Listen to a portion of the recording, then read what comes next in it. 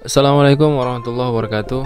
Kembali lagi di RK Sejarah bersama saya Bang Re, tempat di mana kamu mendapatkan info-info terbaru tentang sejarah dan materi sejarah yang dapat berguna untuk kehidupanmu di masa yang akan datang.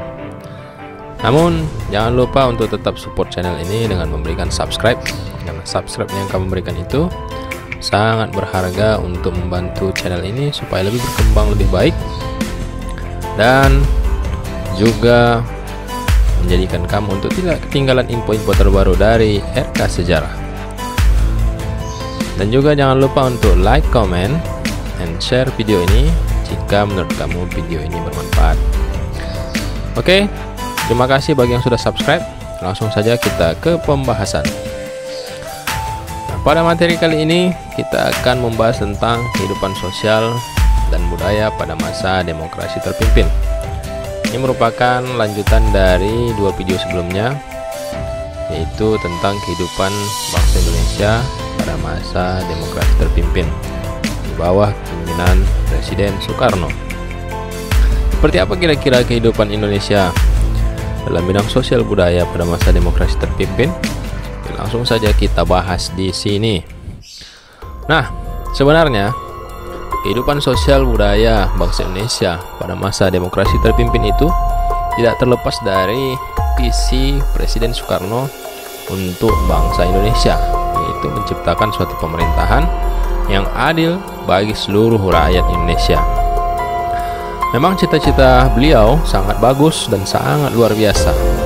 Akan tetapi idealismenya yang tidak sesuai dengan realita menyebabkan masa kepemimpinannya di era demokrasi terpimpin ini bisa dikatakan gagal, terutama dalam bidang pemerintahan, dalam kehidupan sosial dan budaya.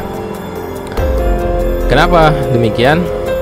Hal ini terlihat dari banyaknya kesenjangan sosial yang terjadi dalam kehidupan masyarakat, di mana konflik sosial juga berkembang.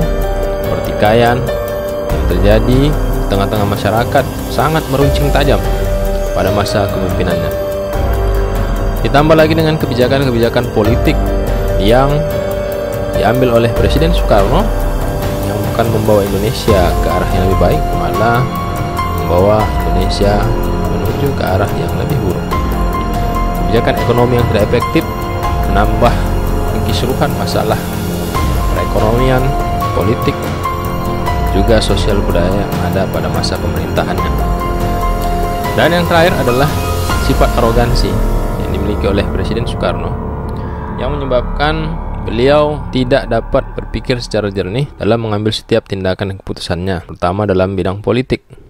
Beliau tidak segan-segan melakukan konfrontasi terhadap wilayah Malaysia yang diduganya sebagai merupakan bentuk dari kolonialisme, imperialisme modern dari Inggris. Oleh sebab itu, maka pada masa ini banyak terjadi permasalahan-permasalahan sosial yang menyebabkan Indonesia berada di tengah-tengah kekisruhan politik, sosial, ekonomi, dan budaya. Selain itu, kemiskinan merupakan salah satu faktor penyebab kehidupan sosial pada masa demokrasi terpimpin ini jadi sangat-sangat runyam. Mengapa demikian? Karena banyaknya pengangguran akibat sedikitnya jumlah lapangan pekerjaan yang tersedia menyebabkan banyak rakyat miskin tersebar di seluruh Indonesia, terutama di kota-kota besar seperti Jakarta. Hal inilah yang menyebabkan pemerintah kemudian mengeluarkan kebijakan-kebijakan politik ekonomi. Akan tetapi kebijakan politik tersebut tidak memberikan dampak yang berarti.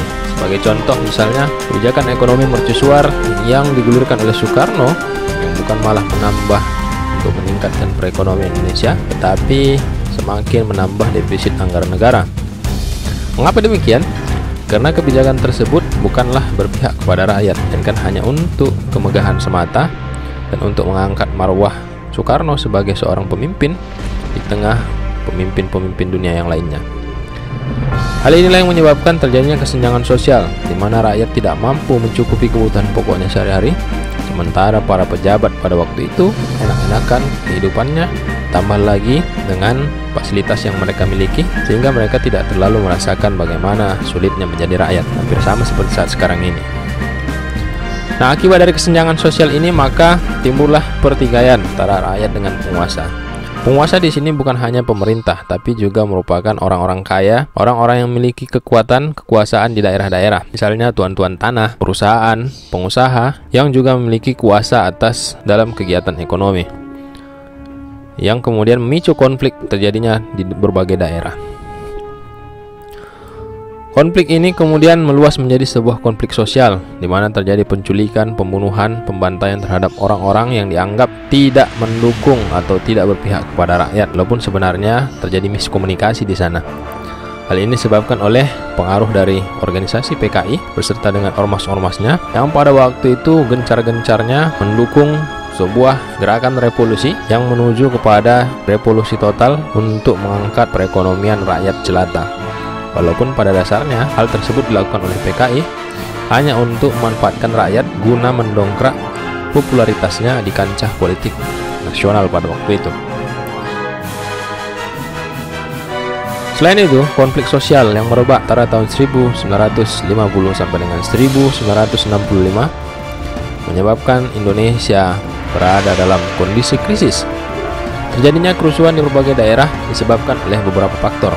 Yang pertama adalah karena terjadinya penggarapan tanah pemerintah maupun tanah-tanah yang terbengkalai oleh petani yang kemudian dibantu oleh Barisan Tani Indonesia yang merupakan ormas-ormas PKI. Hal ini salah satu pemicu terjadinya konflik sosial di tengah-tengah masyarakat. Kemudian yang kedua adalah aksi-aksi sepihak yang dilakukan oleh Partai Komunis Indonesia yang mengatasnamakan demi kepentingan rakyat. Walaupun pada dasarnya PKI sudah mengetahui bahwasanya banyak tindakan-tindakan yang mereka lakukan itu bukanlah untuk rakyat. Kemudian penculikan dan pembunuhan terutama terhadap tokoh-tokoh agama, tokoh masyarakat, santri, pejabat, dan juga di kalangan TNI.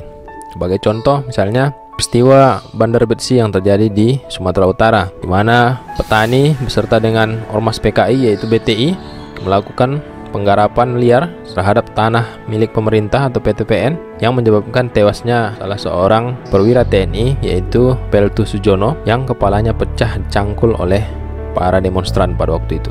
Sungguh sadis. Kemudian juga konflik sosial ini merebak menjadi sebuah penangkapan terhadap tokoh-tokoh yang tidak mendukung Nasakom.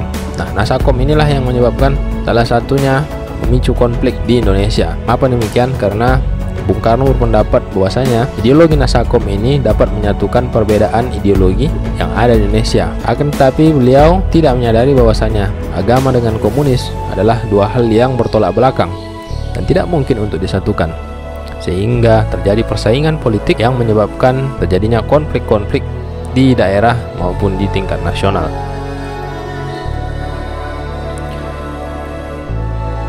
Nah, selanjutnya konflik sosial pada masa demokrasi terpimpin memuncak pada jadinya peristiwa gerakan 30 September yang didalangi oleh PKI yang menyebabkan tewasnya para perwira angkatan darat, para perwira TNI yang diculik dan dibunuh di sekitaran Lubang Buaya, Jakarta, yang kemudian memicu aksi massa untuk menuntut pembubaran PKI.